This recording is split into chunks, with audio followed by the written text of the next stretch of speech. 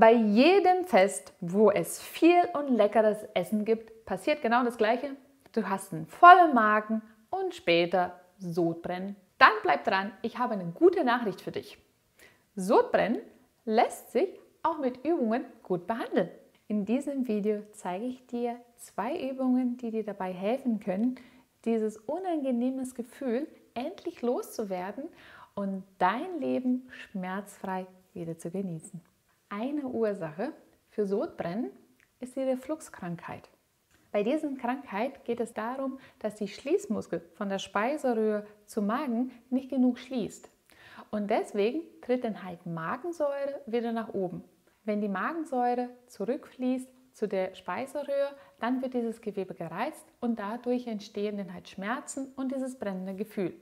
Normalerweise werden die Beschwerden schlechter im Liegen oder wenn mehr Druck in den Bauchraum erzeugt wird. Außerdem können bestimmte Nahrungsmittel dafür sorgen, dass deine Beschwerden sich noch verstärken, wie zum Beispiel fettiges Essen oder zu scharfes Essen, Alkohol oder das Rauchen. Das Zwerchfell trennt deinen Brustraum zu deinem Bauchraum.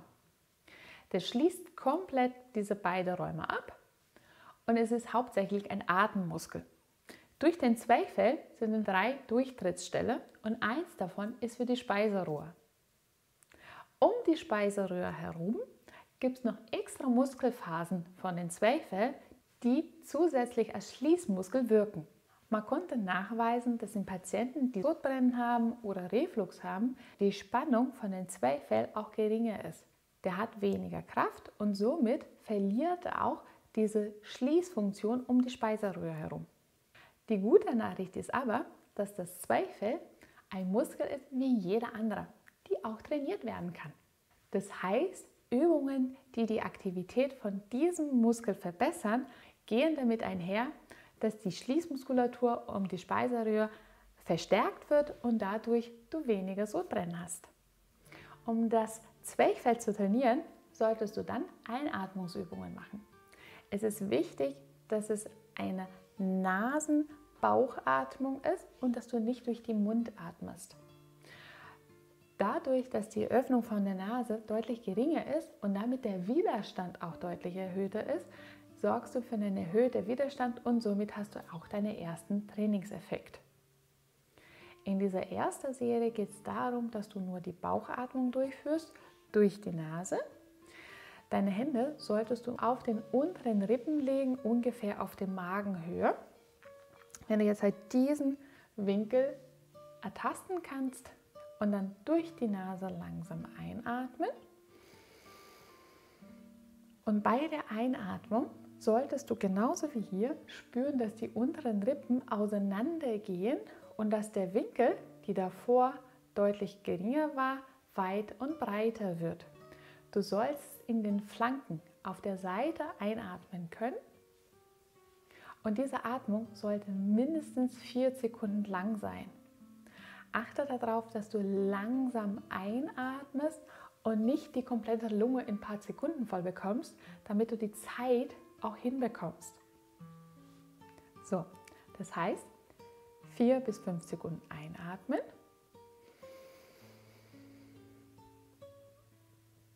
und wieder über die Nase ausatmen.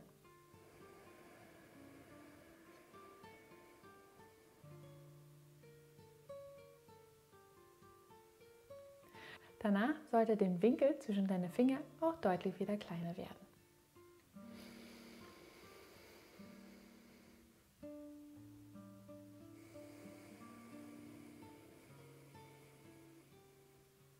Du solltest zu Beginn diese Übung für 5 Atemzüge wiederholen. Bei manchen Patienten, die es nicht gewöhnt sind, können auch Schwindel auftreten. In Ruhe wieder durchatmen und dann wird bald alles wieder gut sein.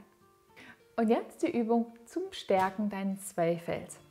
Der Zwerchfell ist ja wie gesagt ein Einatmungsmuskel und du solltest jetzt halt die Einatmung einfach einschränken. Und du kannst dies tun, indem du die Öffnung von deiner Nase einfach kleiner machst. Dadurch ist der Widerstand zum Einatmen deutlich erhöhter, was zur Folge hat, dass dann dein Zwerchfell mehr spannen muss. Du solltest jetzt halt mit Zeigefinger und Mittelfinger deine Nasenflügel leicht zusammendrücken, damit die Eröffnung dann halt kleiner wird.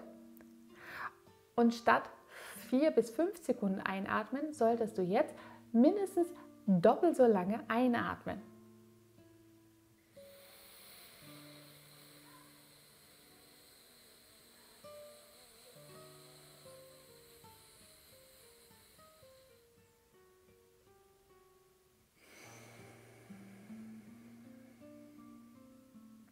Bei der Ausatmung die Nase wieder freilassen und ganz normal durch die Nase komplett ausatmen.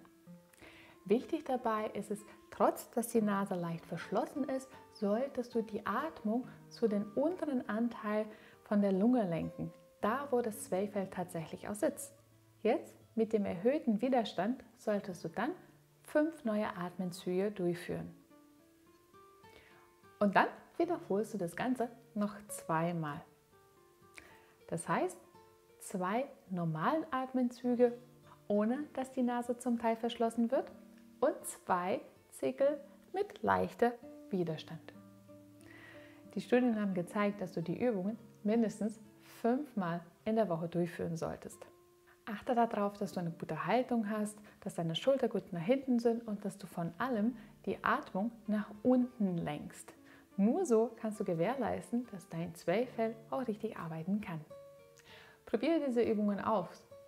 Mache die über ein paar Wochen und du wirst sehen, dass deine Beschwerden auch gelindert werden können. Wichtiger ist, es gibt keine Zauberlösung. Übungen sind dafür gemacht, dass man die auch dauerhaft macht. Wenn du noch weitere Tipps oder Ratschläge brauchst, schreib mir unten in den Kommentaren. Zögere nicht. Und wenn diese Art von Videos dir gefällt, dann abonniere meinen Kanal. Somit verpasst du keine neuen Videos von mir und bleibst immer auf dem Laufenden. Wir sehen uns beim nächsten Video. Viel Spaß am Üben. Tschüss.